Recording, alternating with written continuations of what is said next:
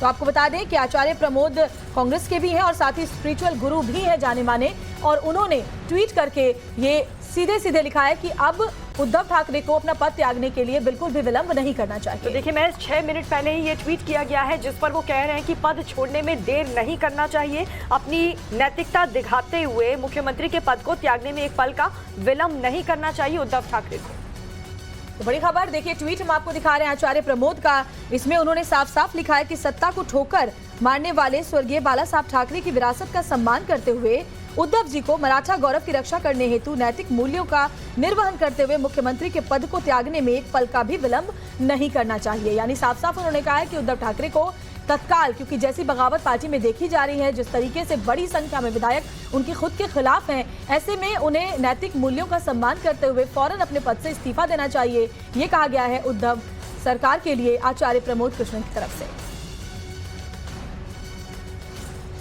तो एक के बाद एक रिएक्शंस आ रहे हैं। इससे पहले आपने संजय राउत को सुना, वो कह रहे थे कि ज्यादा से ज्यादा क्या हो जाएगा, सत्ता ही तो चली जाएगी, सत्ता को इतना हल्के में लेने वाला ऐसा पहला बयान संजय राउत की तरफ से अभी तक ऐसा सामने आया है। वो इस पावर को बहुत लाइटली ले रहे हैं और कह रहे हैं कि कुछ नहीं होता, ज्यादा से ज्यादा सत्ता जाएगी लेकिन प्रतिष्ठा तो कम से कम बरकरार रहेगी। लेकिन जिस तरीके से एक एक करके शिवसेना के विधायक बागी हो रहे हैं, अब बात प्रतिष्ठा पर भी आएगी।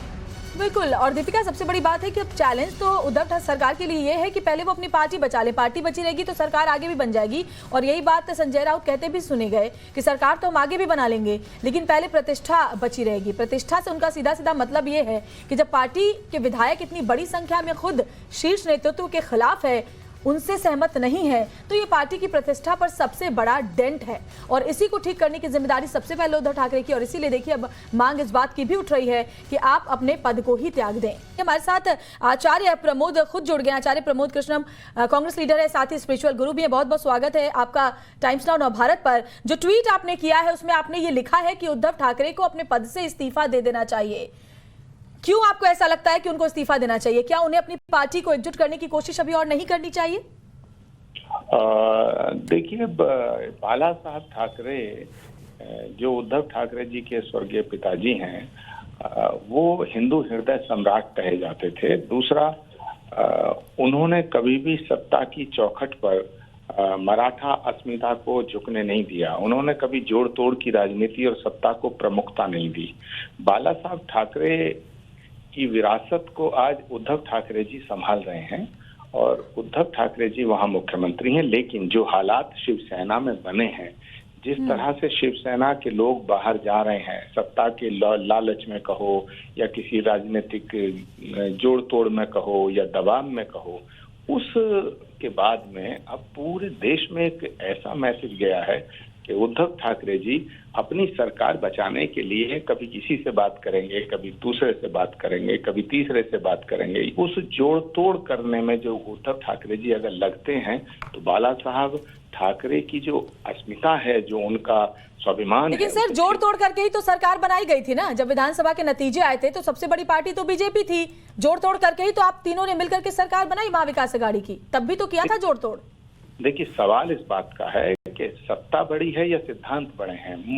नैतिक मूल्यों का निर्वहन करना लोकतंत्र में बहुत महत्वपूर्ण होता है और भारत की जनता और जनमानस के मन में बाला साहब ठाकरे और उनके परिवार की एक अलग साख है। बाला साहब ठाकरे के परिवार की मातोश्री की जो साख है वो ये नहीं है कि सत्ता की चौखट पे माथा रगड़ें। सत्ता उनकी ठोकरों में रही है, ऐसा परसेप्शन भारत की जनता में है। मराठी अस्मिता का सवाल है। अगर बाला साहब ठाकरे के वारिस, बाला साहब ठाकरे की जिनके हाथ में विरासत है, उद्धव ठाकरे जी सत्ता के लिए जोड़ तोड़ करते हैं तो इससे मराठा स्वाभिमान और बाला साहब ठाकरे की आत्मा को देखिए, प्रतिष्ठा की बात यहाँ पर आप भी कर रहे हैं और संजय राउत भी कर रहे हैं, लेकिन रेपुटेशन अब कहाँ बचा है? क्योंकि शिवसेना के ही तमाम बड़े दिग्गज नेता बहुत बड़ा लांछन लगा करके यहाँ से बगावत कर चुके हैं। आप भी यही बात कर रहे हैं। आप क्या कह रहे हैं कि जोड़ तोड़ अब उद्धव ठाकरे को नहीं करना चाहिए, सरेंडर कर देना चाहिए, पद से इस्तीफा दे देना चाहिए, ये कह रहे हैं? मैंने ये नहीं कहा उनको सरेंडर कर देना चाहिए, मैंने ये नहीं कहा उनको समर्पण कर देना चाहिए। आप कह रहे हैं कि विलंब नहीं करना चाहिए, तुरंत त्याग देना चाहिए।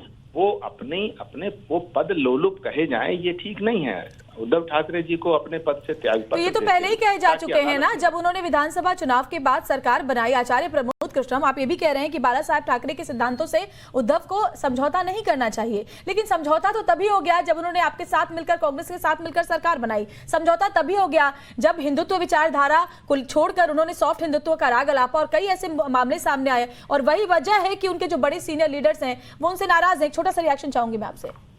नहीं, उद्धव ठाकरे जी ने जब सरकार बनाई थी तो सरकार किसी से झुक करके और किसी की शरणागत होकर नहीं बनाई थी। उद्धव ठाकरे जी ने एक अलायंस बनाया था महाराष्ट्र की जनता के हित में, और वो सरकार उन्होंने चलाई। अगर उनके अपने लोग धोखा चलिए ठीक है।